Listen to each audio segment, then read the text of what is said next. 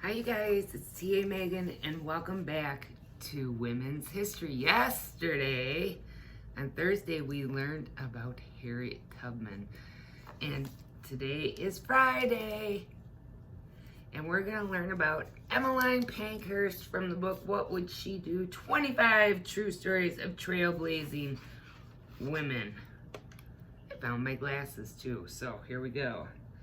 Emmaline Pankhurst, super suffragette.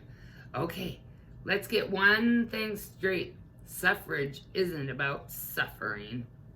It's about the right to vote in political elections. And that's exactly what Emmaline Pankhurst wanted. The right to vote in the United Kingdom. That's where England, Scotland, Wales, and Northern Ireland are. Unbelievably, when she was born, women couldn't vote. Not a single one. No one who was a woman. And not a lot of men could either. Emmaline Pankhurst wanted to change all that, and the problem was not everyone agreed with her. Her name is Emmaline Pankhurst. She was born July 15th, 1858, and died June 14th, 1928, at the age of 69. Nationality, British. Profession, super suffragette.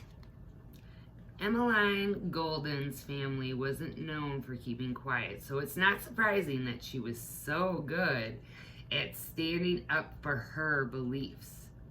Her father was a town leader and an actor. Her grandparents were involved in political unrest. Meanwhile, her mother read the Women's Suffrage Journal, and when Emmeline was just 14, her mom took her along to hear the editor speak about suffrage. It was the first of many such meetings. After Emmeline finished her education in Paris, she returned to the United Kingdom and met a lawyer named Richard Pankhurst, who was a huge supporter of the women's suffrage. They were soon married and they had 5 children. Together, they worked hard to promote women's rights via the Women's Franchise League, but supporters disagreed on exactly which women should get the right to vote.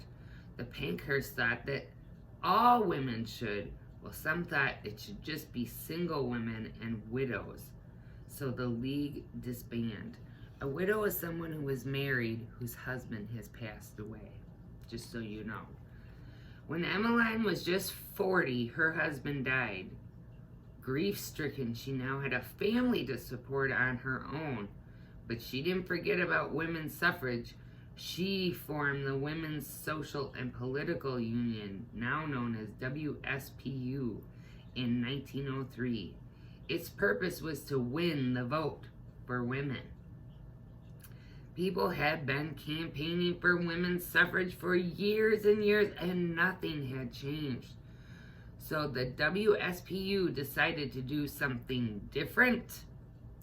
They decided to stop being polite about it. Ooh, British people stopping being polite? This is interesting. They decided to make some noise.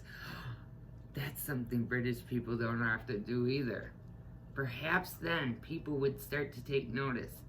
So they shouted at public meetings. They went on protests and demonstrated, and controversially, they broke the law.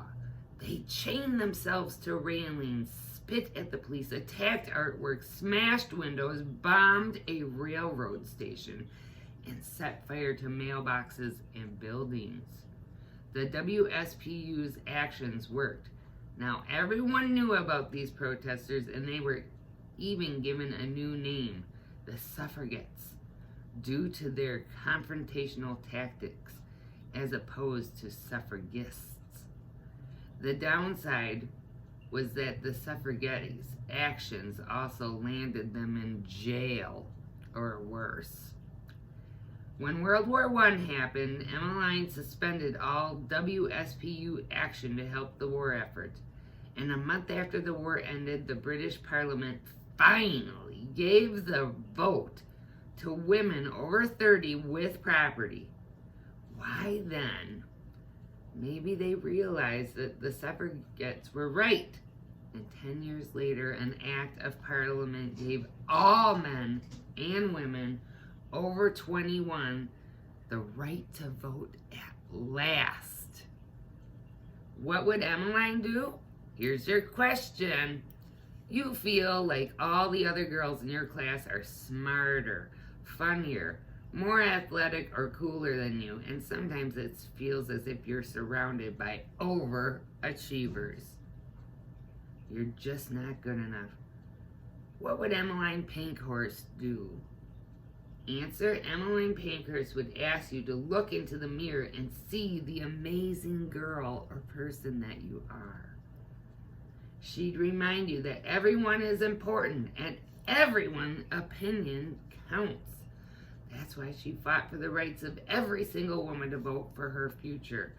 Then she'd point out what you are totally fabulous at, even if it's something a little out of the ordinary. After all, there's something unique and cool about everyone. And here is her quote: deeds, not words. Ooh, and there she is with a British bobby. That's a policeman in England. Oh my goodness. Emmaline Pankhurst. And on Monday when we come back, you will hear a little bit about Marie Curie, the fab physicist. I'm glad that you're enjoying What Would She Do in our women's history studies. And I'll see you on Monday for more. Bye-bye.